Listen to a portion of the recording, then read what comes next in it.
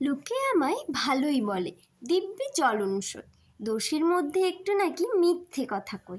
ঘাটশিলাতে যাবার পথে ট্রেন ছুটেছে যখন, মায়ের কাছে বাবার কাছে করছি বকুম বকুম। হঠাৎ দেখি মাঠের মধ্যে চলন্ত সব গাছে এক এক রকম ভঙ্গি ফোটে, এক এক রকম নাচে।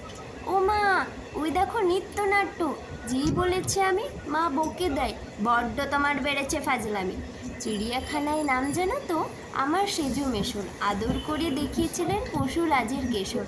কদিন পরে চুন খসানো দেওয়াল জুড়ে এ কি ঠিক অবিকল সেই রকমই মূর্তি যেন দেখি। ক্লাসের মাঝে যেই বলেছি সুরঞ্জনের কাছে, জানিস আমার ঘরের মধ্যে সিংহ বাঁধা আছে, অমনি শুনতে পেয়ে দিদিমণি বলেন, শোনো, এসব কথা আবার যেন না শুনি কখনো। বলি না তাই সেসব কথা, সামলে থাকি খুব, কিন্তু সেদিন হয়েছে